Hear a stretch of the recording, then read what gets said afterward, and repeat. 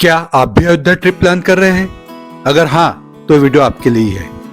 आज मैं आपको इस वीडियो में अयोध्या की कंप्लीट इंफॉर्मेशन शेयर करने वाला हूँ, जैसे कि आप अपना ट्रिप कैसे प्लान करें, एक दिन में संपूर्ण अयोध्या के दर्शन कैसे करें, कौन कौन से प्लेसेस विजिट कर सकते हैं, बजट कितना रहेगा एंड और भी बहुत कुछ।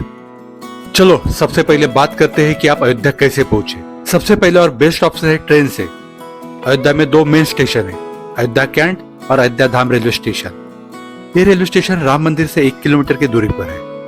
अयोध्या के लिए आपको सभी सिटी से डायरेक्ट ट्रेन मिल जाएगी। दूसरा ऑप्शन रोडवेज। अगर आप बस से आना चाहते हो तो आपको आसपास के सिटी से और राज्यों से अयोध्या के लिए बस मिल जाएगी, या फिर आप अपने प्राइवेट व्हीकल से भी आ सकते हैं। और थर्ड ऑप्शन है एयरवेज। अयोध्या में महर्षि वाल्मीकि इंटरनेशनल एयरपोर्ट है। देश के सभी एयरपोर्ट से आपको डायरेक्ट फ्लाइट मिल जाएगी। एयरपोर्ट से राम मंदिर 11 किलोमीटर के डिस्टेंस पर है। चलो अभी बात करते हैं आप कहाँ पे स्टे कर सकते हैं। अयोध्या में आपको बहुत से धर्मशाला और होटल मिल जाएगी, पर मैं आपको सजेस्ट करूंगा कि आप राम मंदिर के पास में ही होटल या धर्मशाला लें, ताकि आप सभी स्पॉट कवर कर सके। अयोध्या पहुंचकर होटल में नाइट स्पेंड करने के बाद सुबह सबसे पहले आपको अयोध्या में कहाँ पे जाना चाहिए? दोस्तों, सबसे पहले आपको अयोध्या के लता मंगेशकर चौक में पहुंचना होगा।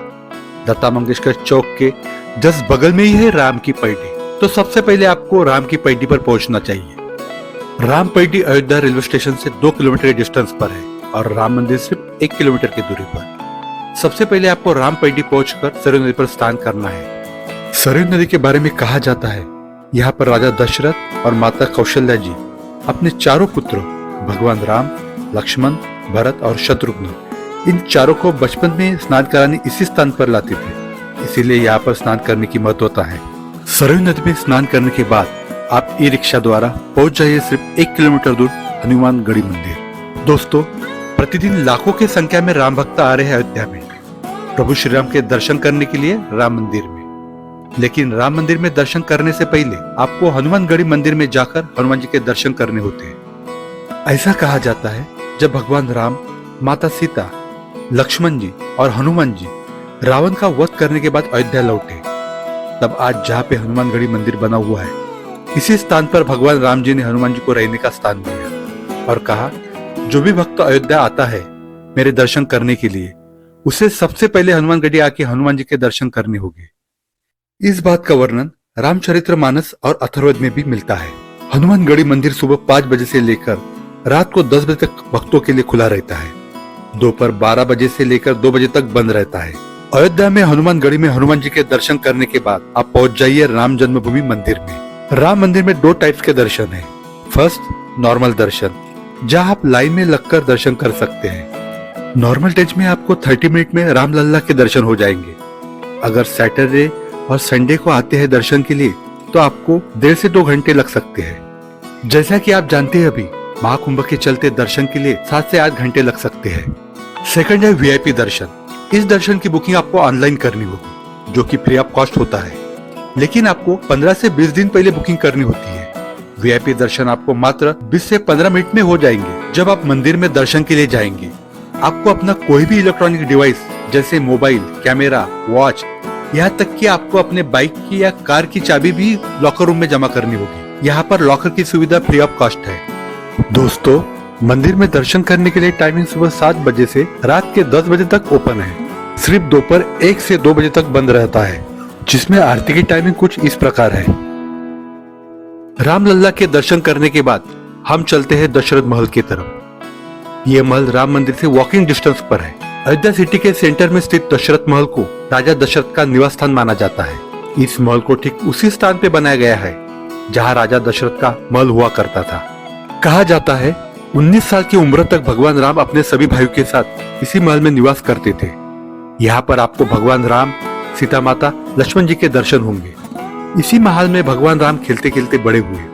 इस मंदिर में भगवान राम जो विराजमान है, उनके अलग अलग रूपों में दिखाया गया है। इसी महल से भगवान राम, माता सीता और लक्ष्मण जी को 14 वर्ष का वनवास को जाने का आदेश मिला था।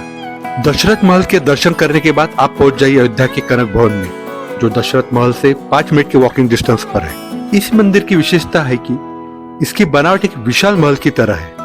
कनक भवन के बारे में कहा जाता है, इसको महाराजा दशरथ जी ने रानी कैकेयी के कहने पर देवताओं के शिल्पकार विश्वकर्मा जी से बनवाया था। भगवान राम का माता सीता से विवाह के बाद जब माता सीता अयोध्या आई तब राजा दशरथ की पत्नी माता कैकेयी ने माता सीता को मुंह दिखाई के रस्म में उपहार के तौर पर यह भवन भेंट दिया। यहाँ पर आपको माता सीता के दर्शन होंगे। कनक भवन में माता सीता के दर्शन करने के बाद आप पहुंच जाइए अयोध्या के गुप्तार घाट पर। राम मंदिर से गुप्तार घाट की दूरी 10 किलोमीटर है, जहां आपको पहुंचने में 30 से 40 मिनट लगेंगे।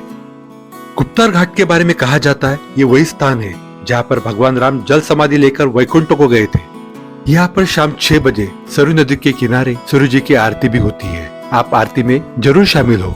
दोस्तों, ये अयोध्या की शांत और सुकून भरी जगह है, तो आप जब भी अयोध्या आते हैं रामलला के दर्शन करने के लिए तो अयोध्या के गुप्तार घाट में विजिट जरूर करें। इसके बाद शाम में आप पहुंच जाए अयोध्या के मार्केट में, जो कि हनुमानगढ़ी मंदिर के पास में ही है।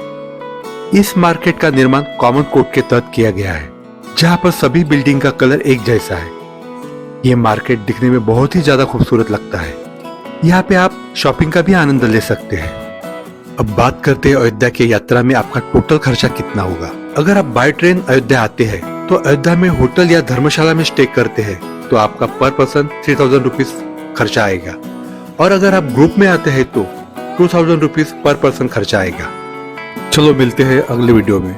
अगर आपको मेरा वीडियो का एफर्ट अच्छा लगा होगा तो लाइक कीजिए, शेयर कीजिए, और मेरे चैनल पर अगर नए हो तो सब्सक्राइब भी कीजिए।